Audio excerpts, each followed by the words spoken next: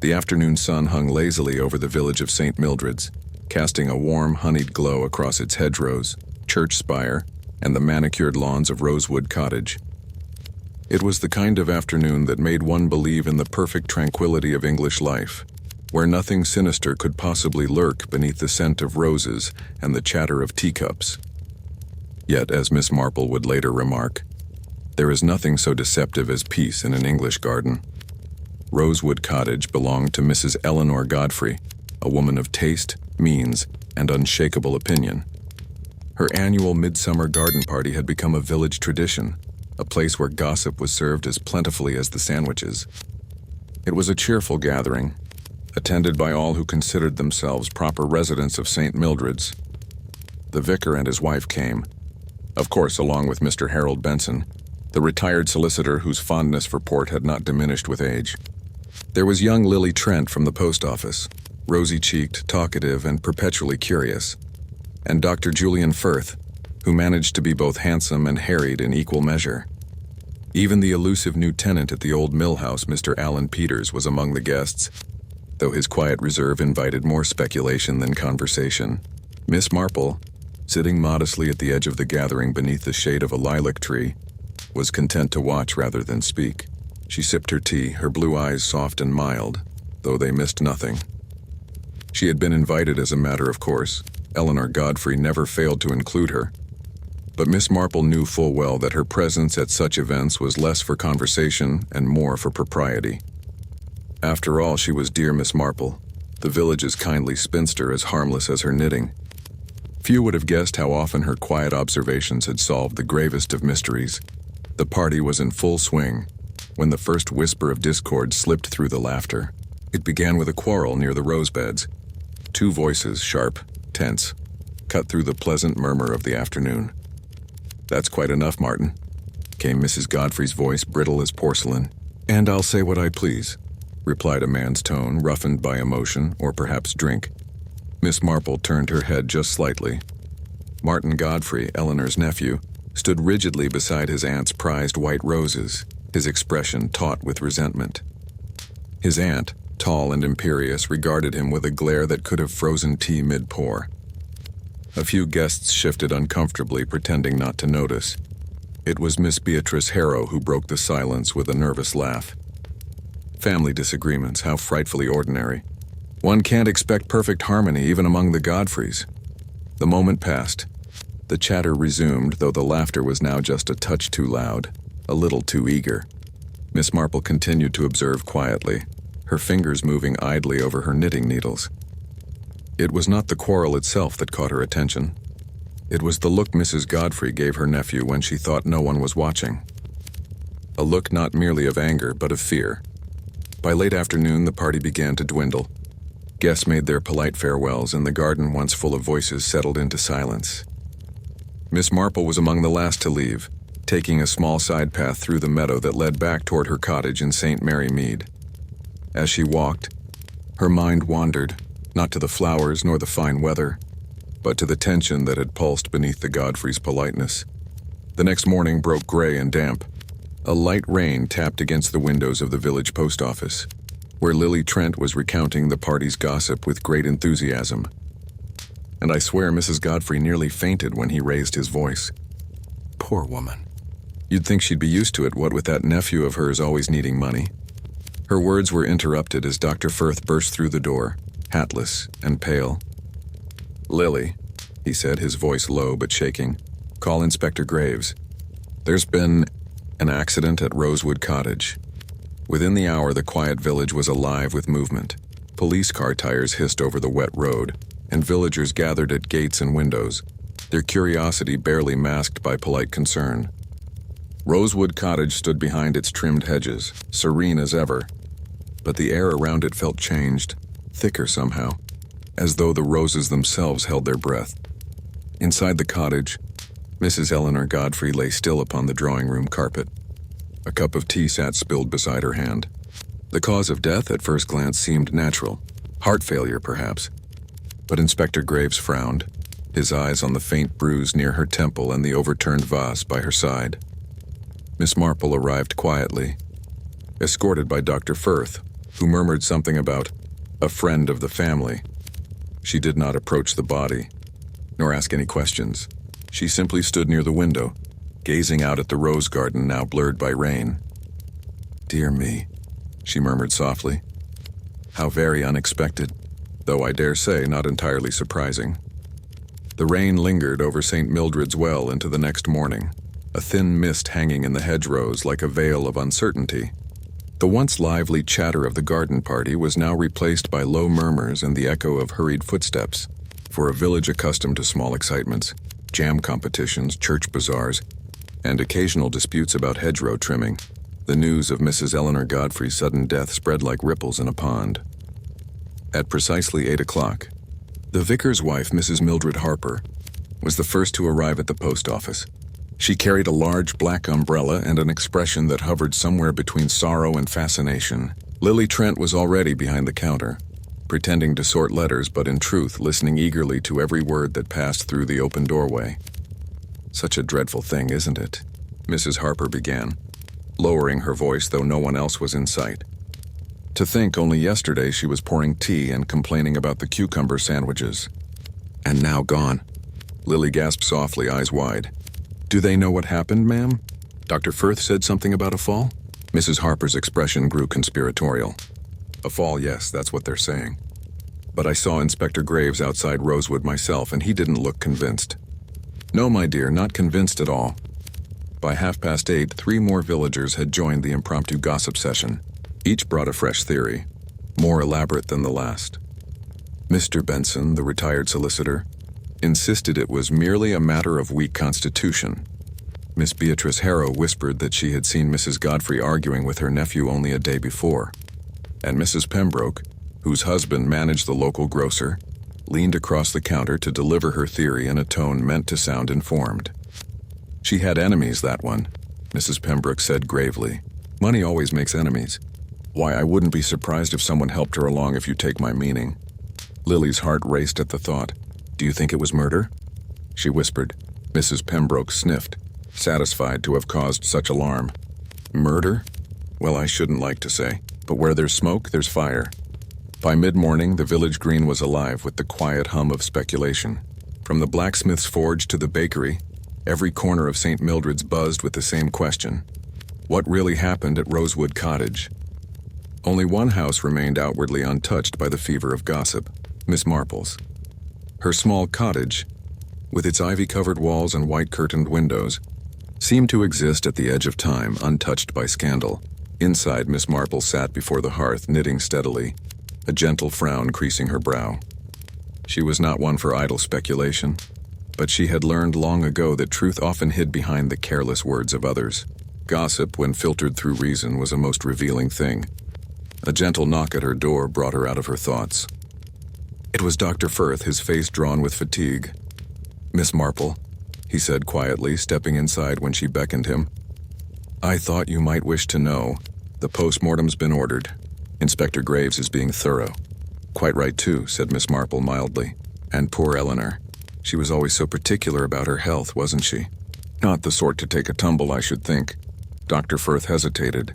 "That's precisely it. The position of the body. It doesn't sit right with a simple fall. And then there's the bruise." Miss Marple looked up from her knitting, her voice calm. "A blow, perhaps? Or a hand that grasped too tightly?" He blinked. "You think—" "My dear doctor," she interrupted gently, "I think only that people rarely die without leaving behind a story. It is merely a matter of learning to read it." At the same moment, across the village, Inspector Graves sat in the Rosewood Cottage drawing room, his notepad open on the polished table. He was a methodical man, precise and patient, but he had come to respect Miss Marple's peculiar insights over the years. Not that he would admit it openly, of course. "So," he said, looking up at the maid, Clara Hensley, who stood wringing her hands, "you were the one who found Mrs. Godfrey?" "Yes, sir," Clara stammered. "I just brought in the tea tray. I called her name, but she didn't answer. Then I saw her on the floor." "And you touched nothing?" "Only her wrist, sir, to see if she was still alive." Graves nodded, jotting a note. "And the nephew? Mr. Martin Godfrey?" Clara swallowed hard. "He was here, sir. Came early in the morning before it happened." Graves's pencil paused. Early, you say? Yes. Clara looked uncertain. Not exactly. Raised voices, maybe. But Mrs. Godfrey always raised her voice with him. Graves leaned back, tapping his pencil against the page. And where is Mr. Godfrey now? At the inn, sir, the Red Hart. He said he'd stay there until things settled. The inspector grunted. We'll see about that. By late afternoon, word had reached every corner of St. Mildred's. The nephew was under suspicion. It was inevitable, really. The quarrel at the garden party had been witnessed by half the village, and gossip, once set loose, was a creature with wings. At the tea room near the green, Mrs. Harper whispered, "It's the money, of course. Everyone knows Martin had debts." "Debts and temper both," added Miss Harrow, sipping her tea with relish. "Did you see his face yesterday? Red as a beetroot." "I always said," Mrs. Pembroke declared, "he'd come to no good. It's in the blood. His mother was the same. Ran off with that dreadful musician." Miss Marple entered quietly then, her presence causing the conversation to falter for a moment. She greeted them all pleasantly and took her seat by the window. "So sad, isn't it?" she said softly. "Aunt and nephew. Such a close bond, and yet—" She let the thought trail off. Mrs. Harper leaned forward eagerly. "You were there, Miss Marple. You saw them. Tell us, do you think he could have done it?" Miss Marple smiled gently. "I think," she said, "that people are seldom as they appear. It is terribly easy to judge by what one sees, and terribly hard to remember that what is seen is not always the truth." The others exchanged looks, half impressed, half disappointed. Miss Marple, however, seemed to have lost interest in the conversation. Her gaze had wandered to the window, where a small figure hurried past under an umbrella. Lily Trent, rushing toward the post office, her face pale and anxious. That evening the rain ceased, leaving behind a heavy stillness. St. Mildred's seemed to hold its breath. The lamplighter moved along the lanes, his steps echoing faintly on the cobblestones, and the sound of a dog barking carried from the far end of the village.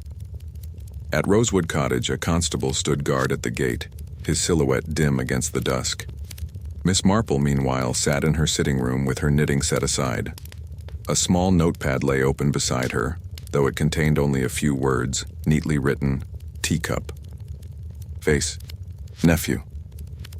Fear. She looked at the list thoughtfully. "Fear," she murmured. "Yes, that was the key, wasn't it? Poor Eleanor was frightened long before she fell." There was a knock at the door then, soft, hesitant. When she opened it, she found Lily Trent standing there, rain-damp and trembling. "Oh, Miss Marple," Lily whispered. "I didn't know where else to go." "Come in, my dear," Miss Marple said kindly, ushering her toward the fire. "Sit down and tell me what troubles you." Lily's hands clutched her handbag tightly. "It's about the letter," she said, her voice barely audible. "The one Mrs. Godfrey posted yesterday. I think it's important." Miss Marple's eyes softened, though her pulse quickened ever so slightly. "A letter, you say? And to whom was it addressed?" "I don't know exactly," Lily confessed. "It was sealed and marked private. But she told me it must go out before the evening post." She seemed desperate.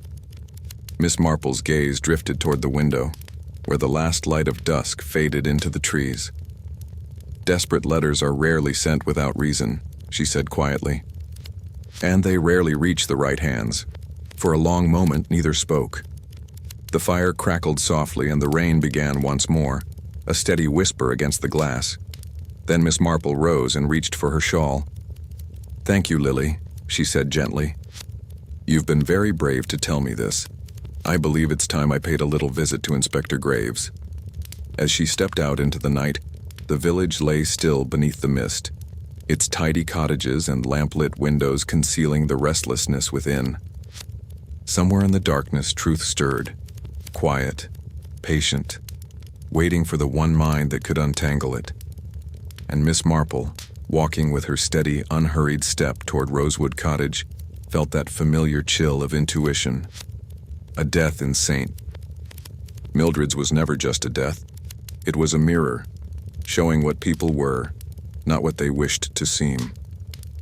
Morning dawned cold and pale over St. Mildred's, the air heavy with fog that clung to the hedgerows and drifted through the cobbled streets. The village had awakened with an uneasy quiet, the kind that followed shock and rumor. Curtains twitched as Inspector Graves's motor car rumbled up the lane toward Rosewood Cottage. Inside, servants whispered, neighbors speculated, and every clock seemed to tick just a shade too loudly. Miss Marple, however, was already awake. Her small breakfast tray, porridge, a boiled egg, and tea, sat untouched as she gazed thoughtfully out the window. A thin column of smoke rose from Rosewood's chimney in the distance. "How strange," she murmured, almost to herself. So soon after death, the hearth is lit again. She took her shawl, pinned her hat, and set out through the mist. Her steps were slow but steady, and she nodded politely to those she passed, the milkman, the postboy, Mrs. Harper's gardener, each of whom paused, eager for the smallest hint of what she might know. But Miss Marple merely smiled. In her experience, knowledge was not something one sought in a rush. It came quietly, like the dawn. When she reached Rosewood Cottage, Inspector Graves was standing in the garden, his overcoat collar turned up against the chill. He looked up as she approached and gave a faint, rueful smile. "Miss Marple," he said, "I was wondering how long it would take you to arrive." She chuckled softly. "My dear Inspector, one never likes to intrude, but one does worry when tragedy comes so very near one's roses." Graves gestured toward the open French doors. "You may as well come in. I imagine you'll hear it all from half the parish before noon." Inside, the house retained that unsettling stillness of places recently emptied of life.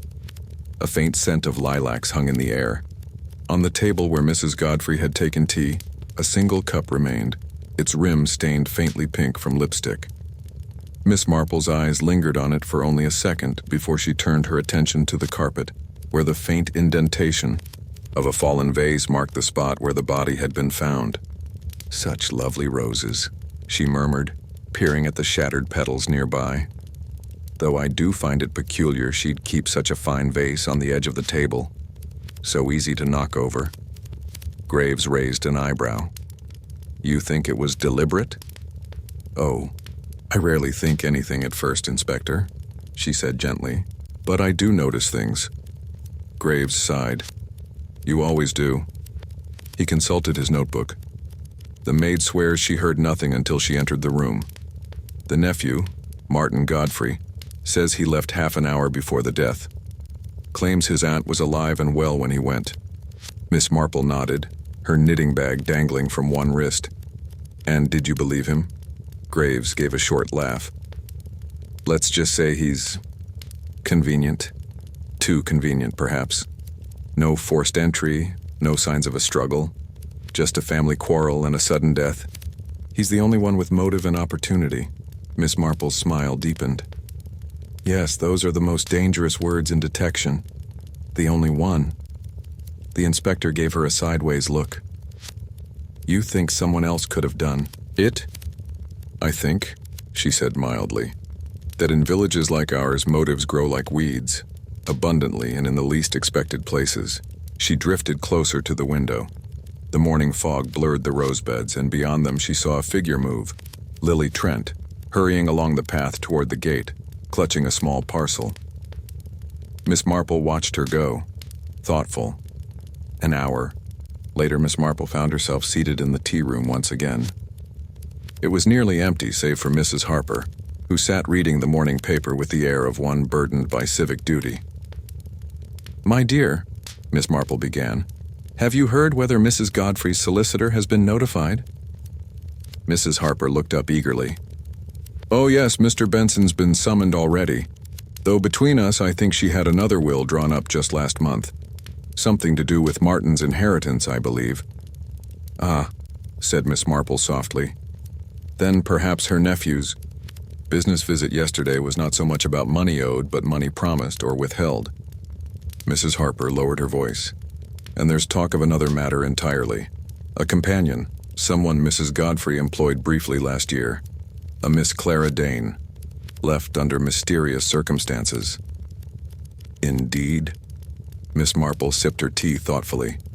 It's remarkable how often companions leave under mysterious circumstances. They do tend to see too much. Mrs. Harper nodded, gratified to be believed. I always said Mrs. Godfrey was too trusting. Imagine taking in strangers like that. Miss Marple smiled faintly. Yes, trust is rather like tea, isn't it? Best when it's warm, but dangerous if left to steep too long. That afternoon, Inspector Graves called at Miss Marple's cottage, notebook in hand. You were right, he admitted without preamble. There was another will, dated 2 weeks ago. The nephew was cut out entirely. Miss Marple looked up from her knitting. Oh dear. I hope it was a very good reason. According to the solicitor, Graves continued, Mrs. Godfrey meant to leave most of her estate to charity. The Church Restoration Fund, the Children's Hospital. I do, she said simply. Our dear Lily at the post office mentioned it. She said Mrs. Godfrey seemed desperate that it be sent. Graves frowned.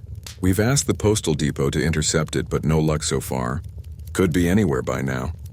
Letters are rather like confessions, Miss Marple said. They have a way of finding the person they're meant for sooner or later. Graves gave a weary nod. I suppose you'll tell me to be patient. Oh no, Miss Marple replied, her eyes twinkling. I should think patience is quite unnecessary. What we need, Inspector, is tea and to watch who avoids drinking it. He stared at her blankly. I beg your pardon? But Miss Marple only smiled and returned to her knitting. Human nature, my dear Inspector. People reveal more when they think they're hiding. Invite your suspects to tea. You'll see what I mean. Later that day, Miss Marple's advice took an unexpected turn of its own. At precisely 4 o'clock, Martin Godfrey appeared on her doorstep, pale and disheveled. His eyes were bloodshot and his hands shook slightly as he removed his hat. Miss Marple, he began hoarsely. I don't know who else to talk to. The police, they think I did it. Do come in, she said, leading him to the sitting room. Tea is already laid. I find it helps to talk better over a cup. He sat heavily, rubbing his temples. I know how it looks. But I swear I left before it happened. She was alive, I swear she was.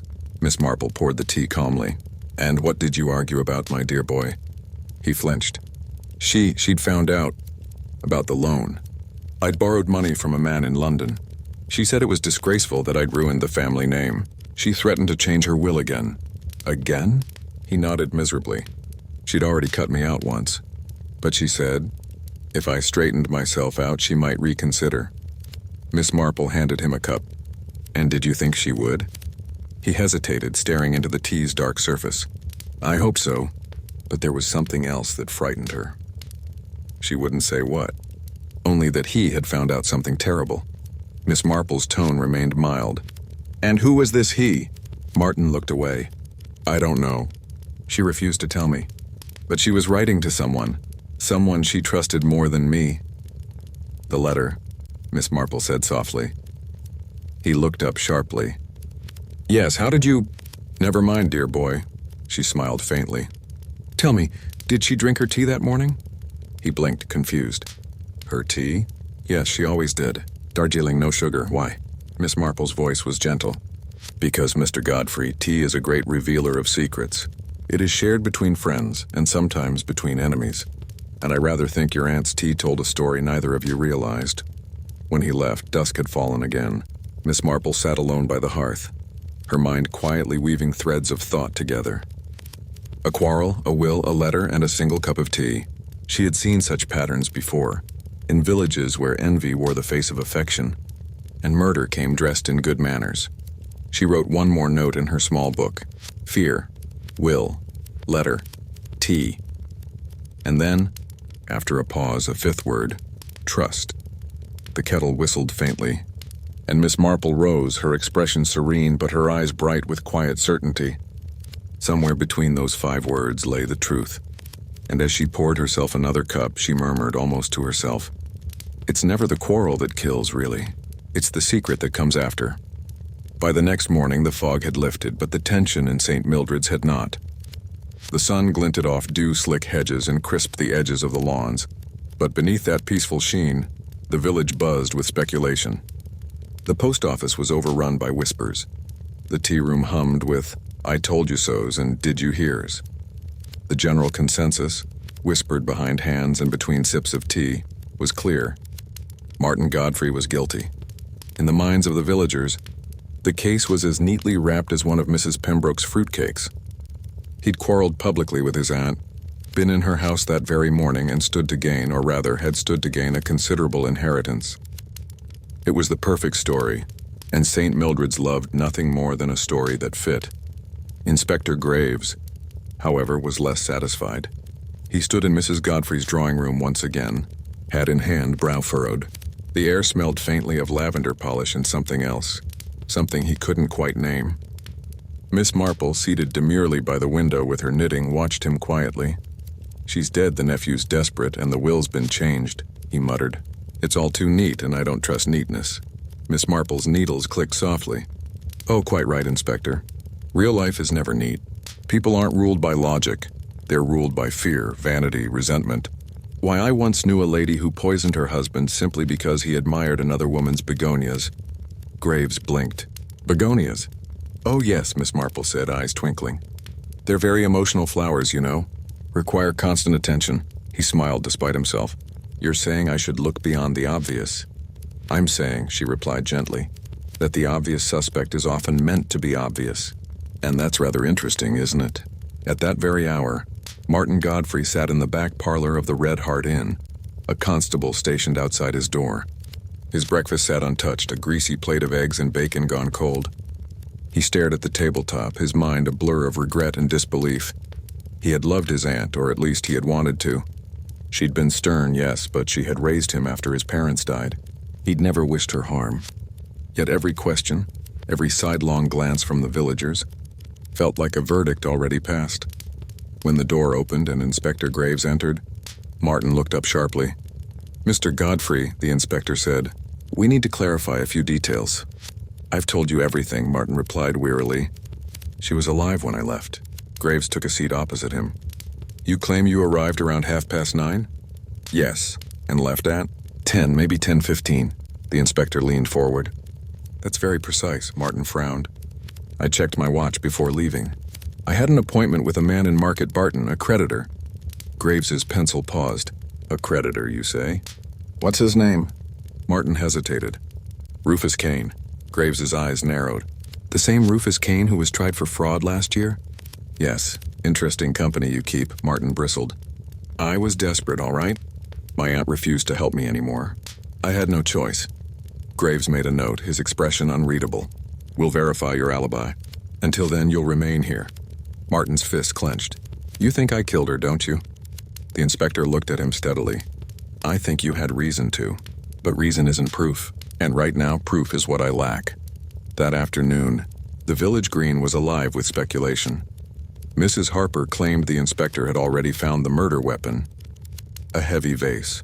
Quite antique, you know. Mrs. Pembroke swore the maid had confessed. Mr. Benson, the solicitor, maintained that money and murder are twin brothers. Miss Marple listened to none of it. She was walking, basket in hand, toward the old vicarage where she knew the parish records were kept. The vicar's wife greeted her warmly, ushering her into the small, book-lined study that smelled faintly of dust and ink. "My dear Miss Marple, how dreadful this all is," Mrs. Harper said, wringing her hands. "And to think Eleanor was planning to head the church bazaar next month." "Yes," Miss Marple murmured, glancing over the shelves. "She was a great organizer. Though I do wonder, did she ever mention a Miss Clara Dane to you?" Mrs. Harper frowned. "Clara Dane? Oh yes, the companion she dismissed last year. Rather a pretty girl, quiet. There was talk, of course." "There's always talk," Miss Marple said kindly. "But what sort of talk?" "Well," Mrs. Harper lowered her voice. "Mrs. Godfrey accused her of theft, a brooch, I believe. A family heirloom. But the whole thing was hushed up. The brooch was found later behind the dressing table. Still, the poor girl left the village immediately after." "Do you recall where she went?" Mrs. Harper hesitated. "I believe she said something about London." "Ah," said Miss Marple, eyes distant. "London. A convenient place to disappear." That evening, Miss Marple was invited to tea with Inspector Graves.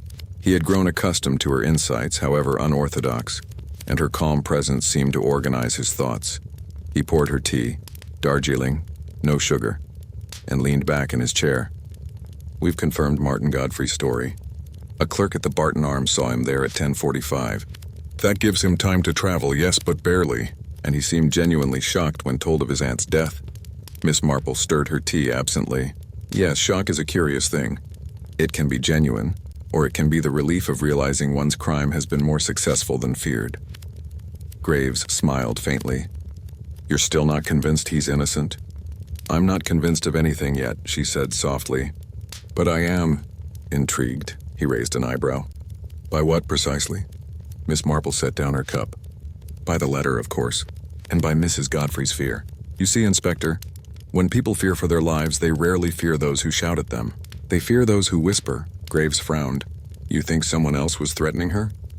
I think someone was very close to her. Someone she trusted enough to serve her tea. The inspector straightened. The maid? Miss Marple smiled gently. Perhaps. Or perhaps someone who, 2 days later, news came from London. The missing letter had been traced, opened by mistake at a solicitor's forwarding office. It was addressed to none other than Mr. Benson, the retired solicitor of St. Mildred's. Inspector Graves summoned him immediately. The old man appeared visibly shaken, his hands trembling as he adjusted his spectacles. I hadn't read it, he stammered. I swear it. They only forwarded it this morning. Graves handed him the envelope. You may as well open it now. Mr. Benson tore it open, his eyes scanning the page. His face paled. Good heavens, what does it say? He swallowed. She wrote that she was being blackmailed. By someone in the village. She didn't name them. Only said she would expose the person the next day if they didn't stop. Graves's eyes gleamed. Blackmail, is it? That explains her fear. Miss Marple, who had been sitting quietly in the corner, spoke up. Does it indeed, Inspector? Or does it explain why she had to die before the next day? That night, as Miss Marple walked home under the pale glow of the gas lamps, her thoughts turned over the facts again and again. A will rewritten. A blackmail letter. A frightened woman. And a village too eager to name its villain. When she reached her cottage, she paused by the gate. The night was silent but for the faint rustle of the wind through the roses. Somewhere far off a dog barked once, then was still. Inside, she lit her lamp and sat down with her small notebook. Her tidy handwriting listed each name she'd heard whispered in connection to the case. Martin Godfrey. Lily Trent. Mr. Benson. Clara Dane. Beneath them, she wrote 3 simple words. Tea. Letter. Fear. She tapped her pen thoughtfully. No, it doesn't fit, she murmured. Not yet. But soon. Her gaze drifted toward the window, where the moonlight fell across her roses, the same delicate white roses that grew in Mrs. Godfrey's garden. And with that, Miss Marple smiled faintly as if remembering something long forgotten. People do the strangest things for roses, she whispered, and even stranger things for secrets. It was one of those still, windless mornings when St. Mildred seemed almost too quiet, an unnatural calm after days of gossip and suspicion. The sunlight spilled softly through the lace curtains of Miss Marple's cottage, dappling the polished table where a neat row of teacups stood drying. Each was part of her habit. Every morning, she washed yesterday's cups herself, inspecting them closely, as if tea leaves might whisper something only she could hear. This morning, however, her mind was elsewhere, turning over, as she liked to say, a small untidiness in an otherwise tidy story. Mrs. Godfrey's tea. The single pink-rimmed cup. A minor detail, perhaps, but one that would not leave her in peace. After breakfast, Miss Marple put on her garden hat and walked toward Rosewood Cottage. The constable at the gate nodded respectfully. By now, everyone knew that Miss Marple's visits were unofficial but somehow necessary. Even Inspector Graves had stopped pretending he didn't find her presence useful. Inside, the house felt less like a home and more like a shell. The servants had been dismissed pending the investigation, and the scent of lavender polish had faded, replaced by the faint, musty air of disuse. Yet in the drawing room, where the death had occurred, sunlight caught the edge of the table and gleamed faintly on a small, forgotten object near the skirting board. Miss Marple stooped, her knees protesting softly. It was a button, small, pearl gray, slightly cracked at the edge. Not the sort that would have fallen from Mrs. Godfrey's gown. She favored more ornate fastenings. Miss Marple turned it in her fingers, plain, practical. perhaps from a maid's uniform or a man's shirt.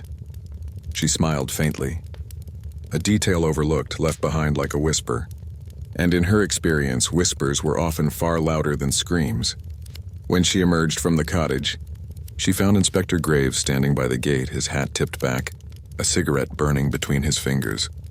"Good morning, Miss Marple. You look as though you found something." "Only a trifle," she replied mildly, "but trifles in my experience tend to lead one down rather interesting paths." He raised an eyebrow. "Do enlighten me." She held out the button. "Do you recall if Mrs. Godfrey's maid wore anything of this sort?" He frowned. "Clara Hensley? No, her uniform buttons were brass. I checked myself. Then perhaps it belonged to a visitor," Miss Marple murmured. "Someone not meant to be there, perhaps." Graves exhaled smoke. "Anyone could have dropped it." "Oh, certainly," she said pleasantly. "But not everyone did. And you see, Inspector, buttons are like footprints. They tell you who's been where, provided one looks closely enough." He studied her for a moment. "You have someone in mind?" "Not yet," she said, tucking the button into her handkerchief. "But I rather think I shall." That afternoon the tea room was crowded once again, and Miss Marple found herself surrounded by the gentle hum of speculation. Mrs. Harper, Mrs. Pembroke, and Miss Harrow were already deep in conversation when she entered. "My dear Miss Marple," Mrs. Harper exclaimed, "you'll never believe it. Inspector Graves says there was evidence of blackmail." Can you imagine such wickedness right here in St. Mildred's? "Indeed," Miss Marple said, settling into her seat. "Though wickedness, I find, is rather like mildew. It flourishes best in quiet, respectable places." Mrs. Pembroke leaned forward, eyes gleaming. "I'll wager it was that maid. She always seemed sly to me. And you know what they say about girls from the next parish. Never trust them with your silver." Miss Marple smiled gently. "Oh, I don't think Clara Hensley is sly at all. Frightened, perhaps. But fear is quite a different matter. Fear makes people hide things, not steal them." Miss Harrow gasped softly. "Hide things? Do you mean—" "Not at all," Miss Marple interrupted mildly. "But one must remember that servants often see what their masters do not wish them to see. And sometimes what they see becomes their burden to bear." She let that settle, knowing well that such words would circle through the village by supper. In St. Mildred's, gossip was less a pastime than a form of investigation by committee. And Miss Marple, quietly and visibly, was its conductor.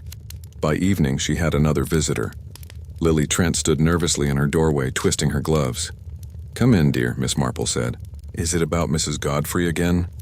Lily hesitated, then nodded. "I've been thinking about the letter, the one she posted. There's something I didn't tell you." Miss Marple gestured toward the fire. "Do sit down and tell me now." Lily perched on the edge of the chair.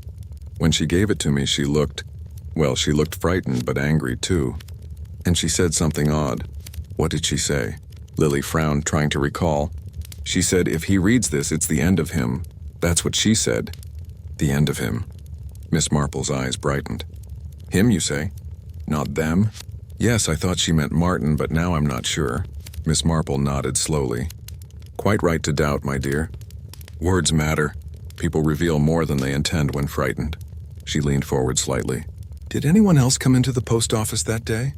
Lily hesitated. "Well, yes, Mr. Benson. He came in just after Mrs. Godfrey left. Said he wanted to check if a parcel had arrived." "Did he seem agitated?" "Not exactly," Lily said. "But he looked pale, tired perhaps." "Ah," Miss Marple murmured. "The pale faces of guilt are often mistaken for indigestion." Lily blinked. "Do you think he—" "I think," Miss Marple interrupted gently, "that Mr. Benson knows more than he said. And I think the truth, dear child, is rather like a button. It comes loose when tugged at the right thread." The next morning, Miss Marple paid an unannounced visit to Mr. Benson's cottage. He received her in his study, where piles of dusty legal papers lay scattered across the desk. He looked every inch the respectable solicitor, gray suit, polished shoes, but his hands shook slightly as he poured the tea. "Such a dreadful business, Miss Marple," he said, his voice thin. "Poor Eleanor." "I can scarcely believe it," Miss Marple accepted her cup. "I'm sure you can't. You were her confidant, after all. A lawyer sees far more of the soul than a priest, wouldn't you say?" He gave a brittle laugh. "I merely handled her affairs." "Oh, I dare say you handled more than that. She trusted you deeply, didn't she?" Trusted you enough to send you a letter meant to save her life. He froze, teacup halfway to his lips. Inspector Graves told you then? Indeed. And I found something else of interest at Rosewood. A button. A button? Yes, Miss Marple said pleasantly. Plain, gray, and quite ordinary, save for the fact that it came from one of your waistcoats. He blinked rapidly. How could you possibly— Oh, my dear Mr. Benson, you forget I attend church every Sunday. I've seen that very waistcoat more than once. The thread you used for mending was darker than the fabric. It stood out, you know. Quite distinctive, he swallowed. I must have dropped it, perhaps when I called last week. Last week, yes. But you were there the morning she died as well, were you not? He set the cup down sharply. That's absurd. Miss Marple's gaze softened. I don't accuse Mr. Benson, I merely observe. You see, Mrs. Godfrey was being blackmailed by a man she once trusted, and when she threatened to expose him, he panicked. A foolish, desperate act. His voice trembled. You have no proof. No, she agreed. But you see, people often convict themselves far more efficiently than the law ever could. And your hands, Mr. Benson, are trembling far too much for an innocent man. He slumped in his chair, his face gray. I didn't mean to. She said she'd ruin me. All I wanted was to keep the firm afloat. I'd borrowed from the wrong people. She wouldn't listen. Miss Marple's tone was almost kind. Yes, and so you silenced her with her own teacup. But the button, you see, did not keep silent. That evening, Inspector Graves arrived at Miss Marple's cottage, his face a mixture of disbelief and admiration. So it was Benson all along, he said. We've taken his statement. He's confessed. Said it wasn't planned, that he only meant to frighten her. Miss Marple poured him tea. Ah, yes. They never mean to kill, Inspector. But fear once unleashed seldom stops where it's told. Graves sipped, then shook his head. I must say I'd have missed that button entirely. Most men would, Miss Marple said with a small smile. It's a domestic clue, you see. Men tend not to notice what they don't mend themselves. He laughed softly. You make it sound so simple. Oh, but it is, she said. Evil, like tea, is best detected when one waits for the leaves to settle. As night fell, the village of St. Mildred's returned once more to its tranquil rhythm. At the tea room, Mrs. Harper was already recounting the entire tale with embellishments, declaring that she had always suspected the solicitor. The post office, the churchyard, even the vicarage echoed with the story of Miss Marple's quiet triumph. Yet in her own cottage, the gentle spinster sat by the fire, her expression thoughtful. She took out the cracked button and turned it once more between her fingers before setting it carefully in her sewing tin. Poor Eleanor, she murmured. Poor foolish man. It always comes back to trust. And tea. Then with a sigh, she picked up her knitting and the rhythmic click of her needles filled the silence. Outside, the roses stirred faintly in the night breeze, whispering secrets that only Miss Marple, in her quiet way, had truly heard. For most of St. Mildred's, the matter was over.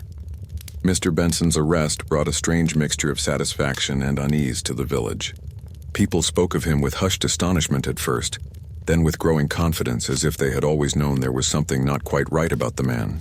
Such was the nature of gossip. It followed tragedy like ivy climbing a wall, creeping and clinging until every surface was covered. The Red Hart Inn was the epicenter of this renewed chatter. By evening, the bar-room was thick with voices and the smell of pipe smoke. A solicitor, exclaimed Mr. Pembroke, pounding his glass on the counter. A man of letters and respectability, poisoning an old lady over money. Shocking, truly shocking. Not so shocking if you ask me, said Mrs. Harper, ever ready with a moral. Money and pride make dreadful companions. I said to my husband only last week that Benson had a calculating look about him. Calculating? Muttered Mr. Benson's former clerk, who had come down from Barton to hear the gossip firsthand. He was terrified, more like. You don't know what pressure he was under? Miss Harrow leaned forward, eyes gleaming. Do tell us, Mr. Green, was it gambling debts? The clerk hesitated. No, it were not exactly. There was something odd about a set of missing accounts. Old investments. He'd mentioned Mrs. Godfrey several times, said she'd loaned him money once. At this, the entire table fell silent for a beat. Mrs. Harper clucked her tongue. A lady lending to a gentleman, disgraceful. But in another corner of the room, a man in a dark coat sat alone, listening without joining in. It was Dr. Julian Firth, the village physician. His brow furrowed slightly as he stared into his untouched drink. There was something about this tale that unsettled him. Not Benson's confession, no, that seemed straightforward enough, but rather something left unsaid. He remembered Mrs. Godfrey's body, the angle of her fall, the faint mark on her temple. The teacup had been the obvious culprit, but the wound had been strange. A glancing blow, not consistent with a simple fall. Perhaps, he muttered under his breath. Miss Marple noticed it too. The next morning, Miss Marple found herself at her cottage door receiving another unexpected visitor. It was Dr. Firth, looking drawn and thoughtful. "Good morning, Doctor," she greeted him pleasantly. "You look troubled. More patients with colds, I dare say?" He smiled faintly. "Not exactly. May I come in?" "Of course." She led him to the sitting room, poured tea, and waited while he collected his thoughts. Finally, he spoke. "I've been reviewing my notes from the examination. Something's off about Benson's confession." "Oh?" He leaned forward. He said he added something to her tea. Digitalis, he claimed, from her own medicine cabinet. But the postmortem found traces of laudanum, not digitalis. That's a sedative, not a poison. It doesn't match his story at all. Miss Marple's eyes brightened with quiet interest. "Laudanum, you say? How curious. Mrs. Godfrey was never prescribed such a thing, was she?" "No," said Dr. Firth, "and Benson would never have had access to it." Miss Marple's hands folded over her teacup. "Then it appears, my dear doctor, that we may have found a most inconvenient truth. Mr. Benson may be guilty of something, but perhaps not of this." Dr. Firth frowned. "But he confessed." "Confession," she said mildly, "is a curious thing. People confess to crimes they did not commit far more often than we'd like to think. Sometimes out of guilt for another wrong entirely, sometimes to protect someone, and sometimes simply because they've convinced themselves they must be to blame." He sat back, stunned. "You think someone else gave her the laudanum?" Miss Marple nodded slowly. "Yes, someone who knew her habits. Someone who had reason to visit that morning, and reason to ensure that her death appeared quite natural." Later that day, Miss Marple paid a quiet visit to Lily Trent at the post office. The girl was pale, her usual cheer dimmed. "Lily, my dear," said Miss Marple, "I've been thinking about Mrs. Godfrey's letter again. You mentioned, she said, if he reads this, it's the end of him." "Are you quite certain she said he?" Lily nodded. "Quite. She even looked frightened when she said it." "And she posted it herself?" "Yes," Miss Marple tapped her chin. "Then tell me, who collected the outgoing post that day?" "The driver from Barton, same as always." "But," Lily hesitated, "Dr. Firth came in that afternoon too. He said he needed stamps for a prescription notice." Miss Marple's gaze lingered on her a moment. "Did he handle the mailbag?" "Yes, just to move it aside." The old lady's expression did not change, but inside a chill thought began to form. "I see," she said softly. "Thank you, my dear. You've been very helpful."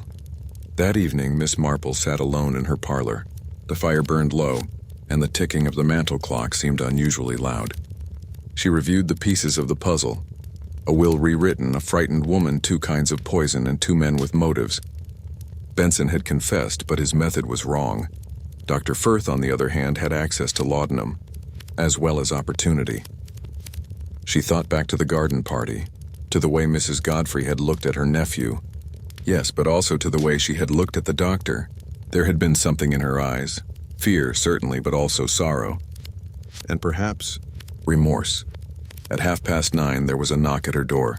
"Come in," she called. Inspector Graves entered, weary but alert. "I hear you've been busy again, Miss Marple. Dr. Firth tells me he's concerned about inconsistencies in Benson's statement." She smiled faintly. "And so he should be. There's more to this matter than meets the eye, Inspector." He raised an eyebrow. "You think Benson isn't our man after all?" "Oh, he's guilty of something, yes. But not murder. Mrs. Godfrey's true killer was clever. Clever enough to make one man's guilt cover his own." Graves frowned. "You suspect someone else?" "I never suspect," said Miss Marple softly. "I observe. And I believe, Inspector, that the answer lies in the doctor's bag." "The doctor's—" "Yes, laudanum, of course. Legal enough when prescribed, but lethal when used by someone who knows just how much will kill." Graves stiffened. "Dr. Firth?" Miss Marple sighed. "I'm afraid so. Not out of greed, mind you. Out of love and pride." She looked up at the inspector. You see, he was engaged once to a Miss Clara Dane. Graves blinked. Mrs. Godfrey's former companion? The same. She dismissed the girl not for theft, as she claimed, but because she discovered the engagement. She considered her nephew the proper heir, and the doctor a social climber. Clara left in disgrace, and Mrs. Godfrey threatened to expose him to the medical board, claiming he'd stolen from her dispensary to buy the engagement ring. Graves stared, the realization dawning slowly, so he silenced her before she could speak. Miss Marple nodded. And he used laudanum, a sedative, not a poison, to ensure she collapsed quietly with no sign of struggle. Benson's confession merely handed him safety on a silver tray. The inspector rubbed his chin. Can we prove it? Oh, I think so, said Miss Marple. He'll hang himself with his own kindness. Ask him tomorrow to identify the dosage bottle you found in her cabinet. He'll know exactly how much was missing, and he'll tell you, without realizing that only the murderer could know. The next morning, Dr. Firth was summoned to Rosewood Cottage under the pretense of reviewing the medical evidence. Inspector Graves waited with Miss Marple at his side. Love for Clara, and hatred for the woman who ruined her. But love, you see, is a most treacherous motive. It makes people think murder is mercy. The doctor's shoulders sagged. She would have destroyed us both, he whispered. I only wanted to put an end to her cruelty. Miss Marple nodded sadly. Yes, but cruelty is seldom ended by death, only by truth. That evening, the village was quieter than it had been in days. News of Dr. Firth's confession spread slowly, hesitantly, as if the townsfolk were reluctant to accept that one of their own, handsome, respected, admired, had been capable of such deceit. At her cottage, Miss Marple sat by the window, watching the lamps flicker across the green. The roses outside stirred faintly in the evening breeze. Two men, she murmured to herself, one ruined by pride, the other by passion. And poor Mrs. Godfrey caught between them. She took up her knitting once more. People never change, really. Only their reasons do. The clock ticked on, steady and unbothered, as if to remind her, and the world, that time, not justice, was the truest healer. For a brief, fragile moment, it seemed the storm had passed. The newspapers called it the Rosewood affair, and St. Mildred's once again became the sleepy village it had been before, at least on the surface. The baker's window was filled. With currant buns, the vicar's wife organized a charity raffle, and the postmistress, Lily Trent, smiled again as she handed out letters. But beneath that fragile calm, something lingered, an unease that clung to the air like the scent of wilted roses. Dr. Julian Firth had been taken away quietly, escorted by Inspector Graves and two constables. His confession had been thorough, even remorseful. Yet to Miss Marple's ever-skeptical mind, it had come too neatly.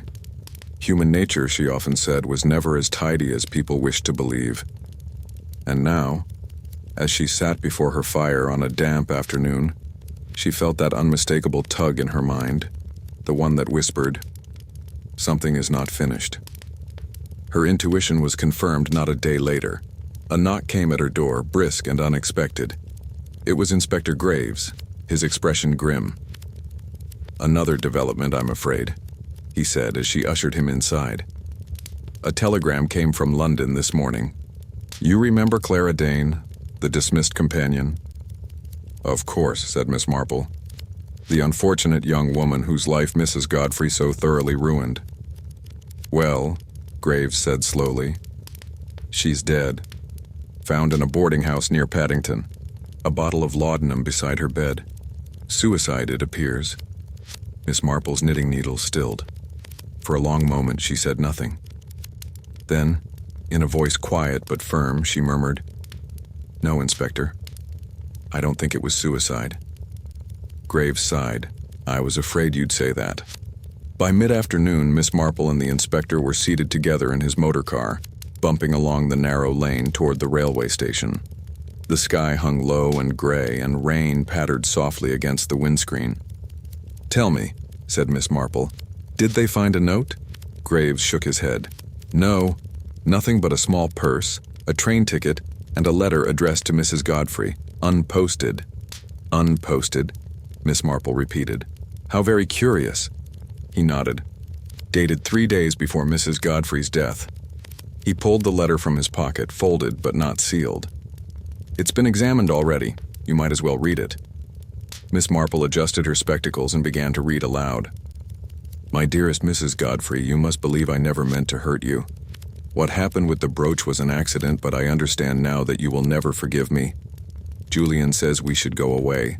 Start fresh where no one knows us. He has been so kind to me, but I am frightened. He says he can make it all right, that he will make you understand. But he frightens me when he speaks of it. Please, for both our sakes, do not be cruel to him again. You do not know how far he will go. Yours, Clara. Miss Marple folded the letter with great care. So she feared him, even before the murder. Yes, Graves said, which means he's guiltier than we thought. He must have found her in London after he fled and silenced her too. Miss Marple's brow furrowed. Perhaps. But that still leaves a difficulty, Inspector. What's that? The dates. If she wrote this 3 days before Mrs. Godfrey's death, she must have known he intended to confront her, which suggests the doctor confided his plans. Yet if he meant to kill her, why would he warn someone who might stop him? Graves frowned. You think she wasn't meant to die either? I think, Miss Marple said softly, that perhaps both women were pawns in someone else's game. They arrived in London by early evening. The boarding house was a narrow brick, 2 murders, 2 confessions. And yet, as Miss Marple sat before her breakfast table, she knew in her bones that something still lay hidden beneath the calm surface of those tidy explanations. It was not doubt in the evidence, nor in her own deductions. It was the pattern of it all, the neatness again, the precision. Life, Miss Marple always said, was untidy. Murder, doubly so. She buttered her toast slowly, her eyes fixed on the morning paper spread before her. The headline read, Doctor and Villager linked in shocking double crime. The reporter had described Peters as a man driven by righteous vengeance, painting him almost sympathetically. Miss Marple frowned slightly. Too sympathetic, she thought. Almost as if someone wanted it that way. The sound of approaching footsteps interrupted her thoughts. A brisk knock followed. She opened the door to find Inspector Graves looking grim but purposeful. Miss Marple, he said, we've found something. Ah, she said, ushering him inside. You always do just after breakfast. Sit down and tell me about it. There's tea. He hesitated before speaking. They've been digging in the rose garden at Rosewood. Just as you said. But it isn't Clara Dane we found. Miss Marple looked up sharply. Not Clara? No, it's another woman entirely. Middle-aged, likely dead for months. Her voice, though calm, carried a deep note of concern. Months, you say? Before Mrs. Godfrey's death? Yes, he said grimly. Long before. Miss Marple set down her cup. Then we have been looking at this the wrong way round, Inspector. This entire business, every death, every confession, was built on one assumption, that Mrs. Godfrey was alive and in control. But what if she wasn't? Graves blinked. You mean... I mean, said Miss Marple, her eyes bright with a terrible clarity, that Mrs. Eleanor Godfrey may have been dead before the garden party ever began. That afternoon, St. Mildred's seemed to hold its breath. The inspector had ordered Rosewood Cottage sealed once more, and a team of constables searched the grounds from cellar to attic. Miss Marple, though not officially involved, had been invited by Graves to observe, a courtesy that was more habit now than regulation. In the drawing room, she stood by the window, her knitting bag at her side, while Graves paced the carpet. It makes no sense, he muttered. Do you mean to tell me the woman who threw that party wasn't herself? Not entirely herself, Miss Marple said softly. Did you notice how withdrawn she seemed that day? Pale, distant, her hands trembling slightly. Everyone assumed it was age or nerves, but there was something else, something hollow behind her eyes. Graves frowned. You're suggesting an imposter? Miss Marple nodded. A bold one. Perhaps desperate. Someone who could imitate Mrs. Godfrey's manner well enough to deceive a village, briefly. The servants were used to her silences, the guests distracted by gossip. But the timing was perfect. One woman dead, another stepping into her role for a day or two, long enough to secure whatever she wanted. Graves stopped pacing. But who? Clara Dane? She's gone.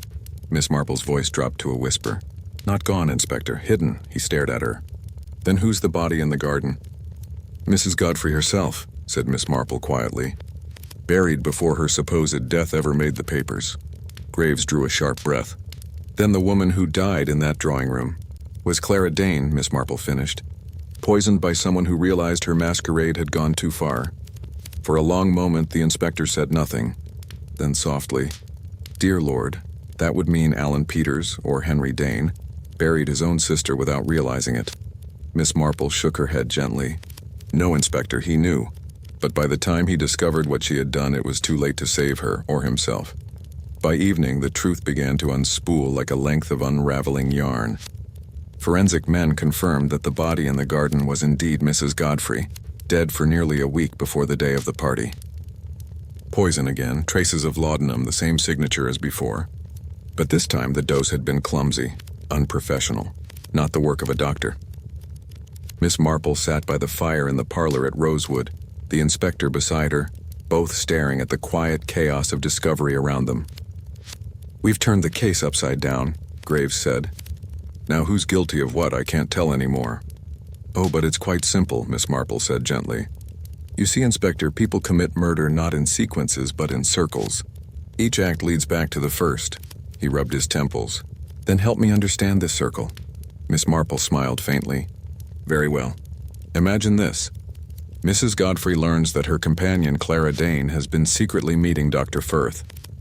Furious, she dismisses the girl, threatening to ruin both their reputations. Clara, desperate, visits her employer one last time to beg forgiveness. A quarrel ensues, and in panic or accident she administers laudanum. Mrs. Godfrey dies. But Clara cannot flee. Instead, she hides the body and poses as her employer, hoping to manage the estate long enough to recover her letters and protect the doctor. She hosts the garden party as Mrs. Godfrey, but fear betrays her. The nephew notices something off, others whisper, and Dr. Firth realizes the dreadful truth. His beloved Clara has become both criminal and witness. To silence her and spare them both exposure, he gives her another dose of laudanum, this time fatal. Then he stages her death as Mrs. Godfrey's, allowing everyone to believe the old woman simply collapsed. Graves let out a low whistle. And Benson's confession? An accident of guilt, said Miss Marple. He believed he'd caused her death by stress, perhaps even by the quarrel over her will. When the police came knocking, he took the blame out of fear and convenience for others. Graves nodded slowly. Then Henry Dane, Alan Peters, learned all this later. Yes, said Miss Marple softly. And in grief and fury, he hunted the man who destroyed his sister. He poisoned the doctor's flask, thinking to balance the scales. Only he didn't know his sister's body was buried just beyond the roses she once tended. Silence filled the room. Only the ticking clock and the faint rustle of papers from the next room broke it. Graves spoke at last. Good Lord, Miss Marple. How do you think of these things? She smiled faintly, her hands folded on her lap. By paying attention, Inspector. Not to what people say, but to what they cannot help revealing. You see, everyone lies to protect something, but their hands, their habits, their teacups, they never lie. Graves chuckled softly. You and your tea. It's a perfect test, she said. Pour a person a cup and you'll learn everything you need. The greedy drink before it cools, the guilty stir without tasting, and the frightened. Why, they never touch it at all. He regarded her with admiration. You'd have made quite the detective, Miss Marple. Oh, I doubt it, she said modestly. Real detectives must move in straight lines. I prefer circles. They bring one back to the truth. 2 days later, under the gray November sky, Rosewood Cottage stood empty once more. The roses had been cut back, the house sealed, its secrets laid bare. Yet the garden itself seemed peaceful now, as though the earth had finally exhaled. At the vicarage, the villagers gathered for a small memorial service. Few spoke of Mrs. Godfrey, fewer still of Dr. Firth, and no one mentioned Clara Dane by name. But Miss Marple sat quietly in the back pew, her hat neatly pinned, her eyes distant. When the service ended, she walked alone toward the churchyard gate. Inspector Graves caught up with her there. It's done, he said simply. Yes, Miss Marple replied, and yet not done at all. People will go on telling their versions of the story. Some will pity, some will judge. But no one will truly understand because no one will see how very ordinary it all was. Ordinary? He echoed. She smiled sadly. Of course. Murder always is in the end. Just the wrong emotion at the wrong time and no one to stop it. He nodded, tipping his hat. Good day, Miss Marple. Good day, Inspector. That evening, back at her cottage, Miss Marple lit her fire and sat with her knitting. Outside, the wind swept softly through the hedges, carrying with it the faintest scent of roses. She thought of Clara, young, frightened, foolish. Of Dr. Firth, clever, blinded by love. Of Mrs. Godfrey, proud and merciless. Of Henry Dane, driven by grief. Each had acted from the same seed, she thought. Love, twisted by fear. She closed her notebook at last, where she had written 4 words that evening before the firelight: love, fear, pride, roses. Then, with a sigh that was almost tender, she whispered, "They bloomed together, and they died together." Outside, a soft rain began to fall, and the village of St. Mildred's at last fell into quiet sleep. It was 2 days after the discovery of the true Mrs. Godfrey's grave when Inspector Graves arranged what Miss Marple always called the inevitable gathering. It was a scene she had witnessed many times, before, different faces, different rooms, always the same delicate silence before truth began its work. The drawing room at Rosewood Cottage had been reopened for the occasion. The fire burned brightly, casting a soft amber glow across the polished furniture and the faintly faded roses on the wallpaper. It might almost have seemed an ordinary afternoon, if not for the grim company assembled within. Inspector Graves stood by the hearth, his notebook in hand, while the small gathering sat uneasily in their chairs. Martin Godfrey, pale and drawn, Lily Trent clutching her handbag tightly, and Mrs. Harper, whose sense of civic duty had compelled her to attend in the name of moral closure. And at the far end by the window sat Miss Marple, knitting as serenely as if she were waiting for a bus rather than preparing to untangle the darkest knots of the village's recent history. "Thank you all for coming," said Inspector Graves, clearing his throat. "I realize it's been a trying few weeks, but Miss Marple believes it best that certain matters be clarified." "Clarified," Mrs. Harper echoed faintly, folding her hands. Such a sensible word for so dreadful a business. Miss Marple smiled kindly. "Indeed, Mrs. Harper. And yet dreadful things often come from very small beginnings. A misunderstanding, a touch of vanity, a fear left to fester. If you trace them carefully, they always lead you back to the same root." She laid her knitting aside and looked up at Martin Godfrey. "I think it only fair, my dear, to begin with you. You've been living under a great shadow, haven't you?" Martin swallowed hard. "You could say that. First my aunt, then the doctor. Now this business with the roses. I don't know what to think anymore." Miss Marple's gaze softened. "Then allow me to help you think clearly, if I may. You see, the truth of what happened at Rosewood Cottage is not one story, but 3, each circling the other, like the rings of a tree. Every person in this room played a part, though not all of them knew it." She paused, her eyes sweeping over the group. "Let us begin where we all assumed the story began, with the death of Mrs. Godfrey. In truth, she died before her supposed death. Poisoned, as we now know, by laudanum administered by her companion, Clara Dane. But it was not malice that moved her. It was terror." "Terror," Lily whispered. "Yes, dear," Miss Marple said gently. She had discovered something that might have ruined her and her fiancé, Dr. Firth. The old lady had threatened to expose them both. In a moment of panic, Clara acted rashly and death came quietly. But Clara was not cruel, only frightened. And frightened people often make their worst mistakes while believing they are saving themselves. Mrs. Harper shuddered. "And she hid the body?" "She did," said Miss Marple, "in the rose garden. A place her mistress loved, and perhaps the only place Clara felt she could lay her to rest without guilt." Martin looked sick. "She lived in that house for days after? Pretending to be my aunt?" "Yes," Miss Marple said softly. "To keep up appearances. To prevent questions until she could destroy certain letters. But at the garden party, her performance began to crumble. People noticed her hesitation, her trembling hands, her odd way of looking at familiar faces as if they were strangers. And one man noticed most of all, Dr. Firth. Graves took a step forward. He confronted her the next morning. We now know he was the one who gave her the final dose of laudanum. Miss Marple nodded. He loved her, you see, but he also feared her. She had seen too much, done too much. She had become both his beloved and his danger.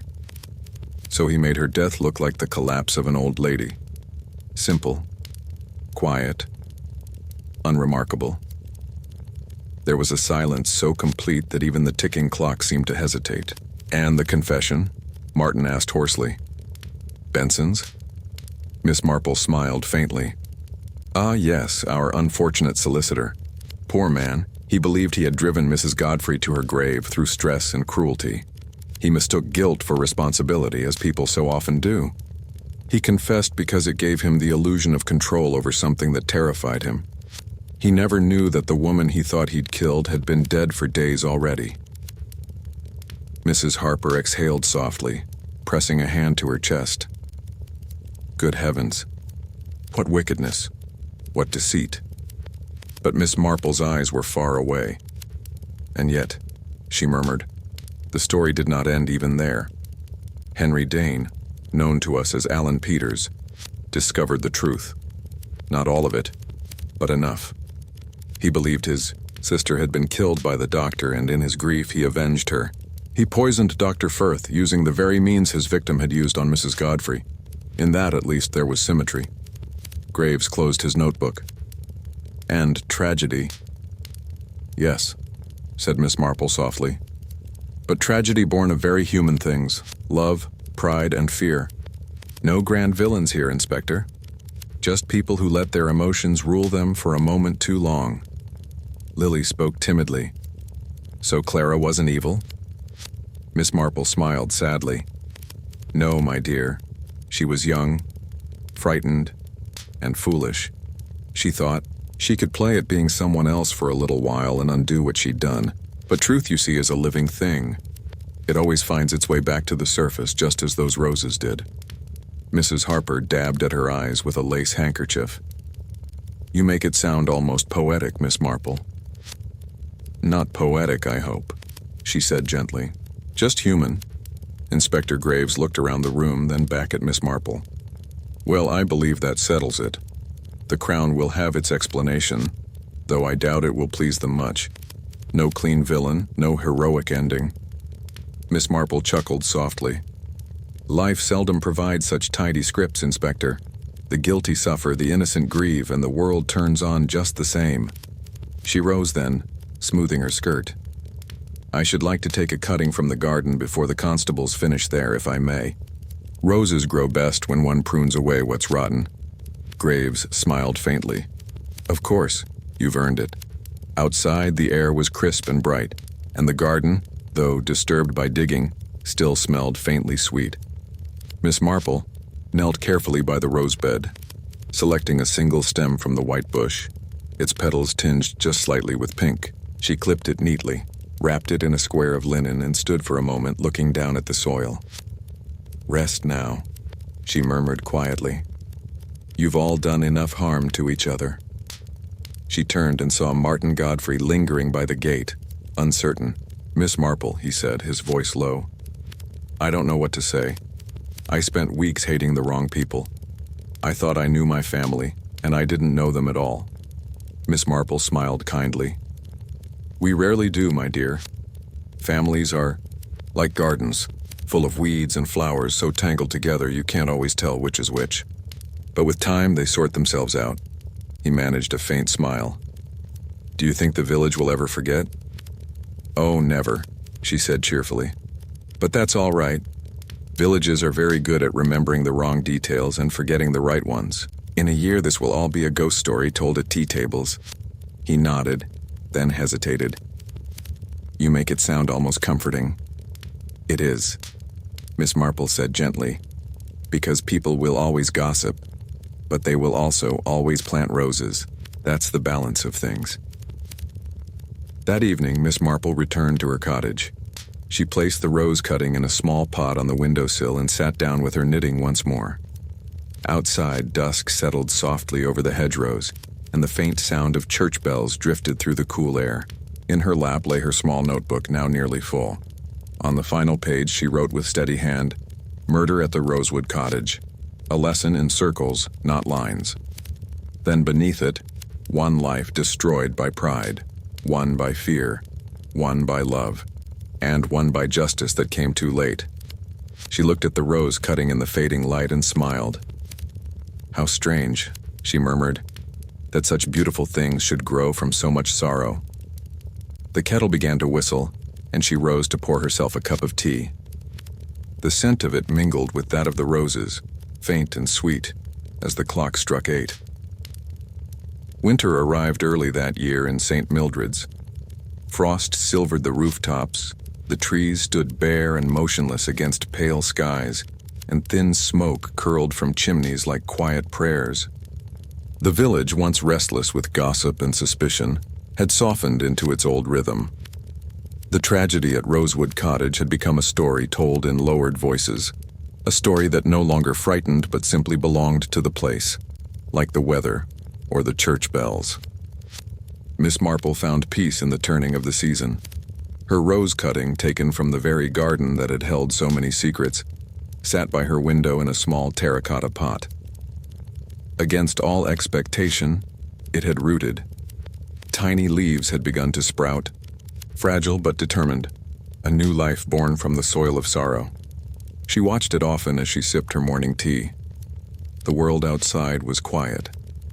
Only the occasional clatter of a milk cart or the distant laughter of children on their way to school disturbed the calm. Yet beneath that calm, Miss Marple's sharp mind never ceased its gentle motion, tracing the echoes of what had passed. She often thought of the faces now gone, proud Mrs. Godfrey, trembling Clara, tragic Dr. Firth, and broken Henry Dane. They had each acted out of love in some form, love that curdled into obsession, into guilt, into vengeance. Human nature, she reflected, was like the weather, unpredictable, stubborn, and yet entirely familiar. It was a Monday morning when Martin Godfrey came to call. He looked better, paler perhaps, but steadier. He carried with him a small paper parcel, wrapped neatly and tied with string. "For you," he said shyly when she opened the door. "Something from Rosewood. I thought you might like it." She smiled warmly and ushered him in. "How kind, my dear. But you know I never expect gifts." "I know," he said, taking off his hat. "But I wanted to thank you. For saving me, really. If you hadn't—" He trailed off, unable to finish. Miss Marple's expression softened. "You would have found your way in time, I'm sure. Innocence has a way of showing itself, even when no one wants to see it." He handed her the parcel. Inside was a small porcelain figurine, a shepherdess holding a rose. The paint was cracked, the glaze dulled by age, but it was still lovely. "It was my aunt's," he said quietly. "I couldn't bear to leave it there." Miss Marple ran a gentle hand over the porcelain. "How delicate," she murmured. "And yet she survived where others did not. Funny, isn't it? The things that endure." He nodded. "I've decided to sell the house. Rosewood's too heavy with memories. I'll go north, start again, perhaps in Yorkshire. I hear there's a firm there that could use someone with a bit of legal experience." "I think that's very wise," Miss Marple said. "Fresh air and new soil. You'll find both cleansing and comfort in that." He hesitated at the door. "Will people ever stop talking, do you think?" She smiled faintly. "Oh, they'll never stop, my dear. But in time they'll tire of the truth and make up something far more interesting. It's how villages survive tragedy. They turn it into story." He laughed softly, the first real laughter she'd heard from him since before the murder. "Then I suppose I'd rather be a story than a scandal." "Quite right," Miss Marple said with approval. "A story at least allows for sympathy." He tipped his hat, thanked her again, and left. As the door closed, Miss Marple returned to her chair by the window and placed the little porcelain shepherdess beside the rose pot. Together they made a gentle tableau of endurance, beauty and resilience side by side. That afternoon brought another visitor. Lily Trent, cheerful as ever, but with a new maturity in her eyes. arrived carrying a basket of scones still warm from the oven. "I thought you might like some company, Miss Marple," she said. "And Mrs. Harper says you never eat properly when you're thinking." Miss Marple chuckled. Mrs. Harper is quite right, though I should like to remind her that she once called thinking an unproductive habit. Lily smiled and poured tea for them both. "The village feels strange without all the excitement," she said after a pause. "Quiet but not peaceful somehow. I think people don't quite know what to do with themselves now there's no mystery to talk about." "Oh, my dear," Miss Marple said with amusement. "There's always a mystery. They simply haven't noticed the new one yet." "The new one?" "Yes. Why Mrs. Pembroke insists on buying her eggs from the next parish when everyone knows her hens lay perfectly good ones here." Lily giggled. "You're teasing me." Miss Marple's eyes twinkled. "Only a little. But it's true. Small mysteries are the lifeblood of village life. Without them, people would grow melancholy. Curiosity is simply the mind's way of reminding us that we're still alive." Lily grew thoughtful. "Do you ever get tired of it? Of seeing all the little deceptions behind people's smiles?" Miss Marple stirred her tea gently. "Oh, not tired. Saddened sometimes. But you see, my dear, most deception isn't wicked. It's fear or pride or a wish to be better than one is. People are very rarely villains. They are simply human." Lily nodded slowly. "I think you're right." "I usually am," Miss Marple said with a smile, then added kindly. "But remember, being right and being kind are not the same. It's always better to be kind first." When Lily left, the day had begun to fade. Miss Marple sat in the gathering twilight, her knitting in her lap, her thoughts drifting like the embers in her fire. Outside, St. Mildred's moved quietly toward evening. The vicar's bell rang 6 times. Children called to one another in the lanes, and the faint sound of a gramophone drifted from an open window. Life, as it always did, continued.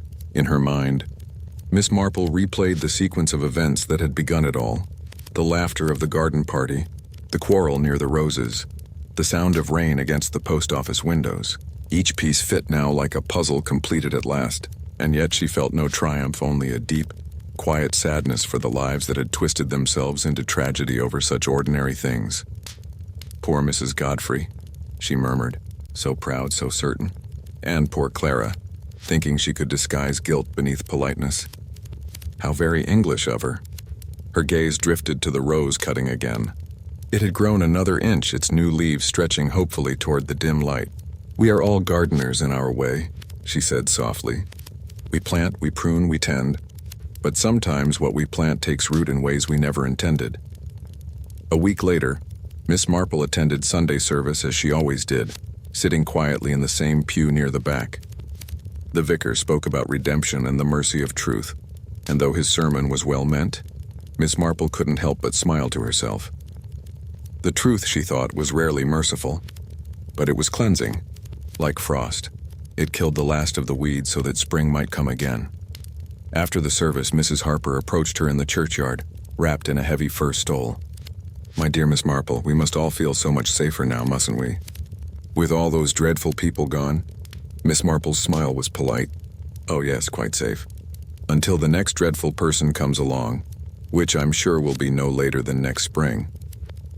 Mrs. Harper blinked, uncertain whether she was joking, and Miss Marple patted her hand kindly. "The world, my dear, is never without its troubles. But that's rather the point of living, don't you think?" That evening, Miss Marple returned home and found her rose in bloom, a single small white flower opening shyly against the window pane.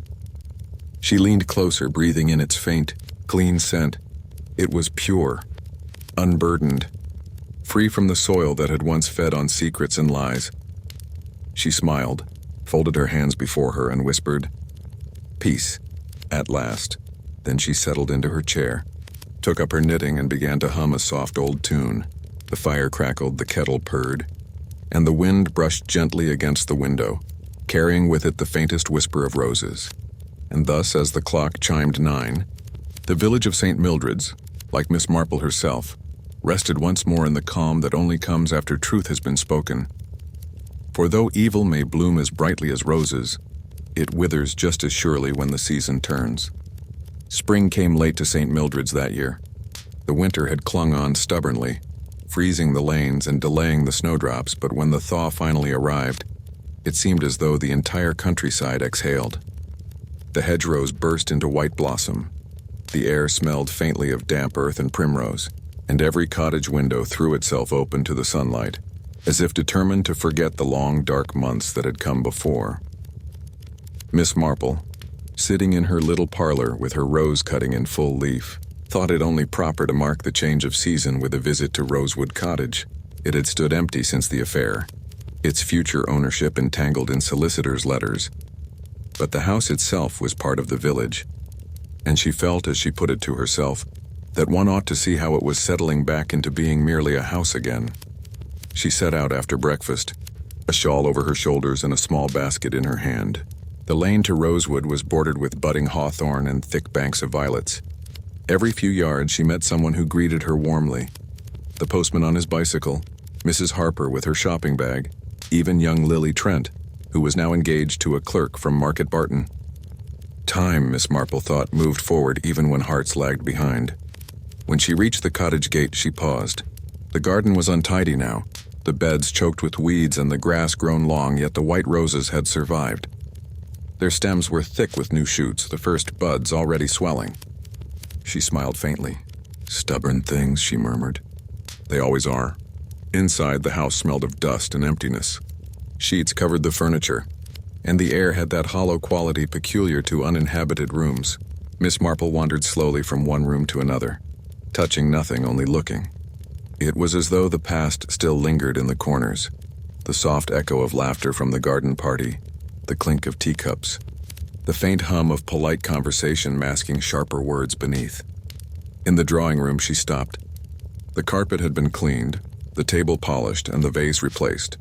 Only the light slanting through the French doors seemed unchanged. For a moment, she saw in her mind's eye the whole scene as it had been: the sunlight on Eleanor Godfrey's pearls, the tremor in Clara's hand, the single teacup with its delicate pink rim, all gone now, absorbed into the stillness.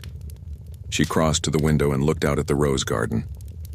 The soil was smooth, the markers gone, yet she could see in imagination where each truth had lain buried. "It is not the dead who haunt a place," she said quietly. "It is the living memory of them." A sound behind her made her turn. Inspector Graves stood in the doorway, hat in hand. "I thought I might find you here," he said. "You have a way of appearing at the end of things." "And at the beginnings occasionally," she replied with a small smile. "You've been well, I hope?" "As well as can be expected. The paperwork from this case could fill a barn, but it's finished at last." She nodded. "And Mr. Godfrey?"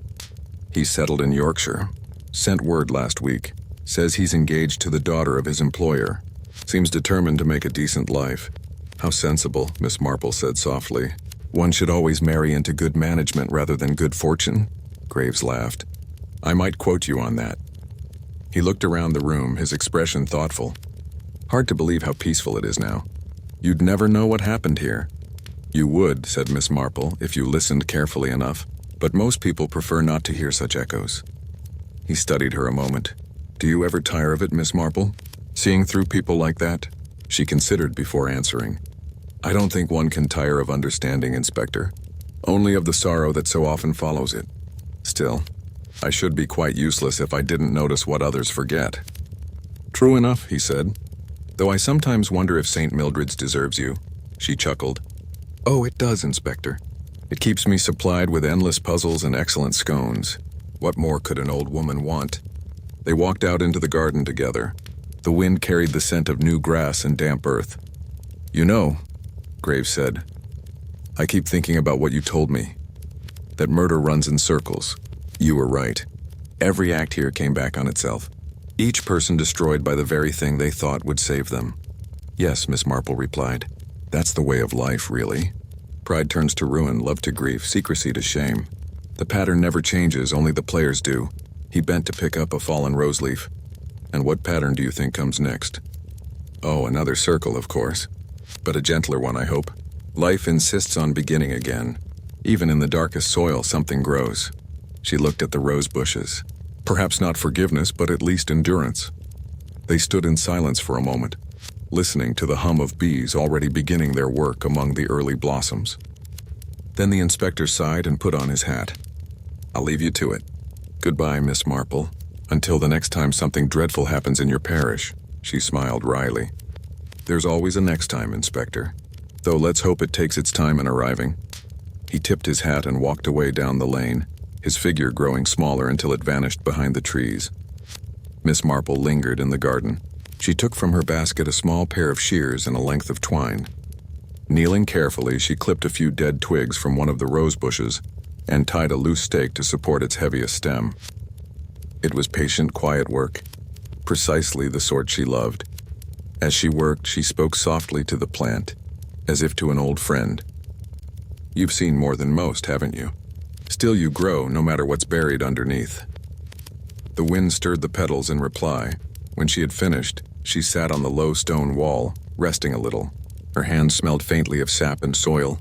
From here she could see across the meadow to the church spire, gleaming white against the pale blue sky. The bells began to ring noon, their sound slow and measured. She thought then of the people she had known, the ones she had helped, and the ones she had lost. Each case, each human tangle had left its mark. But unlike others, she did not see tragedy as weight. To her it was simply the truth of being alive, that people loved too much or too little, spoke when they should have been silent, or stayed silent when one word might have saved them. Human nature, she murmured. It never changes, but it never stops surprising me either. She smiled then, not sadly, but with a quiet affection for the foolish, fragile world she observed so closely. That evening she returned home. The cottage was warm, the lamp lit, and the little rose cutting by the window had unfurled its first full bloom, a perfect white flower. She set the newly trimmed stems from rosewood beside it, arranging them carefully in a glass jar. The two stood together, one old, one new, both fragile and enduring. She made herself a cup of tea and carried it to her chair by the fire. Outside, twilight deepened, and the village lamps flickered on one by one. She listened to the familiar sounds, the creak of the kettle, the ticking clock, the faint mew of a cat somewhere beyond the hedge. After a long moment, she opened her notebook and wrote her final entry on the last page. The roses at Rosewood bloom again. Each year they will remind us that beauty and sorrow grow from the same root. It is not evil that endures, but memory, and through memory, understanding. That is enough. She closed the book and laid it gently aside. Then, with the softest sigh, she leaned back in her chair, the firelight reflecting in her eyes, and murmured, "Goodness, what a curious thing life is. Always a little cruel, always a little kind, and always, thank heaven, worth observing." Outside, the roses trembled faintly in the evening breeze, their pale petals catching the last of the light. The village of St. Mildred slept on peaceful once more, unaware that its quiet guardian sat watching over it still, old, gentle, and infinitely wise. The roses bloomed early that spring, fat white blossoms spilling over Miss Marple's garden wall, their scent drifting into the lane. From her chair by the window, she watched the sunlight shift across the leaves and thought, as she often did, how quickly beauty follows sorrow when given the chance. A letter lay open on her lap. It was from Inspector Graves, written in his firm, unpolished hand. All matters at Rosewood are concluded. The gardens to be cleared and replanted under the church's care. They say it's peaceful there again. I thought you'd like to know. Miss Marple smiled faintly. Peaceful, she murmured. Such a comforting word for a place that's seen so much restlessness. She took up her pen and on a small sheet of her own stationery began a reply. Not for posting, but for keeping. It read simply, "There are no wicked people, only frightened ones. When fear turns to pride or love to desperation, tragedy blooms. But truth, like a rose, finds its way to the light no matter how deep the soil." She folded the paper and slipped it between the pages of her notebook, beside her final entry. Then she poured herself another cup of tea and sat back, her gaze distant but peaceful. Outside, the wind stirred the roses. Their petals caught the light white and pure against the blue of the sky. Another circle closed, she whispered, smiling to herself, and another beginning just beneath it. The clock struck noon. Miss Marple lifted her cup, the faintest glimmer of amusement in her eyes. "Now," she said softly, "I do believe the vicar's cat has been stealing my cream again." And with that, she returned to her quiet watch over St. Mildred's, its gossip, its gardens, and its unending, beautiful human foolishness.